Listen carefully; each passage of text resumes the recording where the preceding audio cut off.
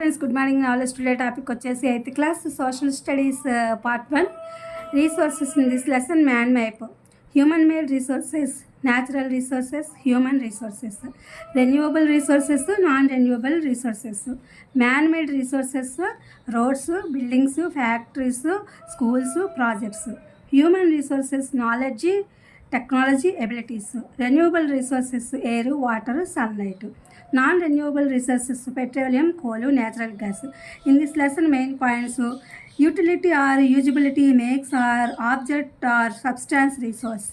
Water, electricity, rickshaw, vegetables and textbooks etc. have utility or resources have some value. Some resources can become economically valuable with time, some do not, but both are important to human needs. Time and technology are two important factors that can change substances into resources. People themselves are the most important resources. Their ideas, knowledge, inventions and discoveries that lead to the creations of more resources. Resources are generally classified into three types.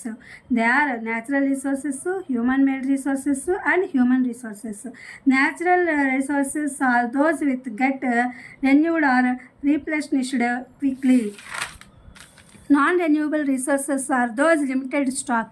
People use natural resources to make buildings, bridges, roads, machinery and vehicles, which are known as human made resources.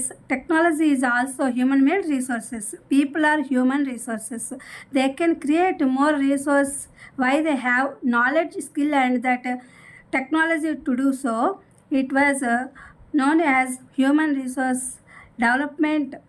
Using resources carefully and giving them time to get renewed is called resources conservation. Balancing the need to use resources and also conserve the future is called sustainable development. The future of outer planet linked with our ability to maintain resources conservation. Natural resources and classified in this lesson main map 6th point. On the basic of the types: actual resources, potential resources. On the basic of origin: abiotic, biotic. On the basic of stock: renewable, non-renewable. On the basic of distribution: ubiquities, localizing. ఇది friends today ఇది సోషల్కి సంబంధించిన resources అంటే వనరులు. ఈ వనరులు అనేవి human made అంటే మానవులు తయారు చేసినవి, సహజ వనరులు, అలాగే మానవ వనరులు, ఈ మూడుగా డివైడ్ చేయడం జరిగింది. ఇక్కడ రెన్యూవబుల్ అంటే గనక ఇవి మనం అనేవి ఉత్పత్తి అవుతూ ఉంటాయి. ఇవి హ్యూమన్ మేడ్తో చేసినవి.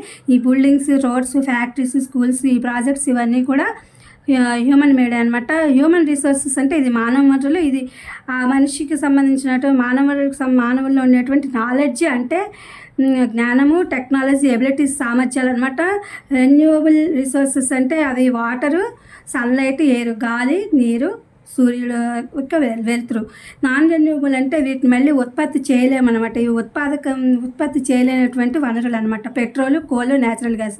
ఇవి ఎప్పుడైతే ఆ ప్రదేశంలో తీసామో మళ్ళీ అవి ఉత్పత్తి కావన్నమాట. అందుకని వీటిని నాన్ రెన్యూవబుల్ రిసోర్సెస్ అని చెప్పి అంటారు.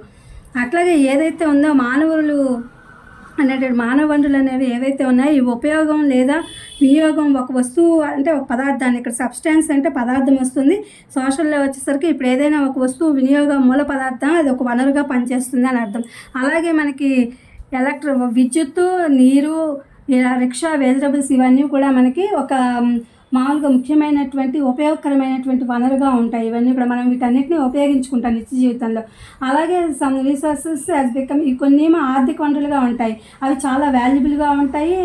అవి ఆర్థిక వనరులుగా ఉంటాయి. మామూలుగా అవి వనరులుగా కూడా ఉపయోగపడతాయి. అవసరమైనటువంటి ముఖ్యమైన వనరులుగా ఉంటాయి. అలాగే సమయము, సాంకేతికత కూడా చాలా ఇంపార్టెంట్ అయినటువంటి అంశాలు. ఇవి పదార్థాలు వనరులుగా మార్చగలవు.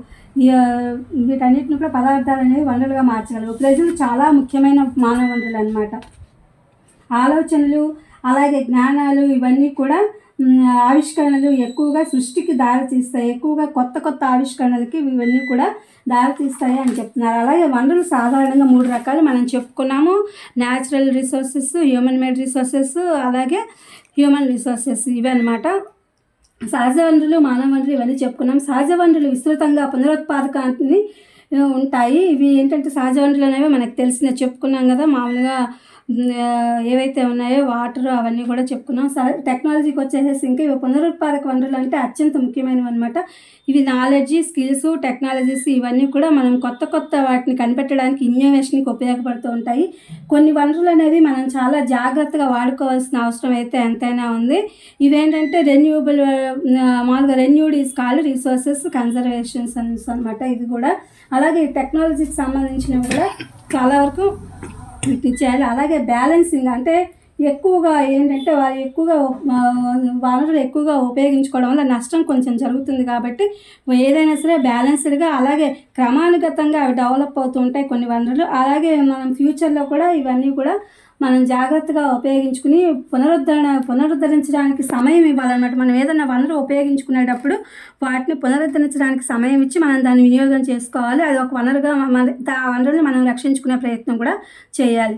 అలాగే వనరులు ఉపయోగించాల్సిన అవసరాన్ని, సమతుల్యతను పాటిస్తూ భవిష్యత్తును కూడా పరిరక్షించుకోవడం కోసం, క్రమానుగతంగా అభివృద్ధిని చెందడం కోసం, అలాగే మన ఒక గ్రహంగా భావిస్తే కనుక వనరుల పరిమాణమును నిర్వచించే సామర్థ్యంతో అనుసంధానించబడి ఉంటుంది. మన భూమి ఎలాగో ఒక గ్రహమే అనమాట.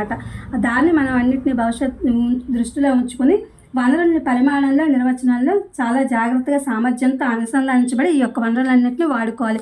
నెక్స్ట్ వచ్చేసి మ్యాన్ మేప్లో 6th పాయింట్ అనమాట. న్యాచురల్ రిసోర్సెస్ అంటే సహజమైన రిసోర్సెస్ 3 రకాలుగా వర్గీకరించారు. అదేంటంటే ప్రాథమికంగా ఏంటంటే వాస్తవ వనరులు, అలాగే సంభావిత వనరులు, అలాగే వనరుల యొక్క అర్థము. మూలం అంటే ఆరిజిన్, వాటి యొక్క పుట్టుక ఎలా ఉంటుందంటే మూలం, ఆధారం, పుట్టుక అంటే బియోటిక్, బయోటిక్. ఇవన్నీ కూడా బయోటిక్ అంటే ఇవి నిర్జీవ సంబంధమైనవి అనమాట. మామూలుగా బియోటిక్ అంటే ఆధారం అనమాట. అలాగే బయోటిక్ వచ్చేసరికి ఇవి జీవ సంబంధమైనవి. ఇవి ఎబోటిక్ అంటే నిర్జీవమైనవి, బయోటిక్ అంటే జీవం కలిగి ఉన్నవి అనమాట ఇవన్నీ కూడా. అలాగే స్టాక్ యొక్క ప్రాథమిక అంశాలు ఇక్కడ. స్టాక్ ఉంది కదా, అండ్ బేసిక్ ఆఫ్ స్టాక్ ఇది రెన్యూవబుల్. అంటే మనము ఉత్పత్తి చేయగలము, కానీ వీటి యొక్క స్టాక్ అంటే ఉదాహరణకి ఒక సెల్ ఫోన్ తీసుకున్నాం అనుకో, అది ఒక రకమైనటువంటి వనరుగా మనకు ఉపయోగపడుతుంది. దాన్ని మనం ఉత్పత్తి చేయగలము. దాన్ని ఎలా నాన్ రెన్యూవబుల్ అంటే చెప్పుకున్నాం, పెట్రోల్, డీజిల్ అవన్నీ కూడా. అలాగే వాటర్ అవి కూడా మనం ఉత్పత్తి చేయగలం అనమాట, మనం జాగ్రత్త తీసుకుని. ద బేసిక్ ఆఫ్ డిస్ట్రిబ్యూషన్ అంటే మనము వాణిజ్యంగా మామూలుగా మార్కెటింగ్ అవన్నీ కూడా మన యొక్క దీంట్లో అవన్నీ ఇచ్చేయచ్చు. ఉదాహరణకి టీవీలు, మొబైల్స్ ఇలాంటివన్నీ కూడా వాటి యొక్క మార్కెటింగ్ డిస్ట్రిబ్యూషన్. లోకలైజర్ అంటే ఇది వచ్చేసి స్థానికీకరించబడినది, అంటే ఇవి సర్వవ్యాప్తి అనమాట. ఇవి యుబిక్విటస్ అంటే సర్వవ్యాప్తిగా ఉన్నవి, అంటే ప్రపంచమంతా కూడా వీటి యొక్క వినియోగం అనేది ఉంటుంది, వీటి యొక్క డిస్ట్రిబ్యూషన్ కూడా ఉంటుంది. లోకలైజర్ అంటే స్థానికీకరించబడింది, స్థానికంగా ఉండేది. ఇది ఫ్రెండ్స్ తెలుగు ఇంగ్లీష్ ఎక్స్ప్లెనేషన్. ఇది మీకు ఉపయోగపడుతుందని చెప్పి పార్ట్ 1గా దీన్ని అప్లోడ్ చేయడం జరిగింది. Please my channel like, share, subscribe and comment. Thank you for watching. Thank you for your support.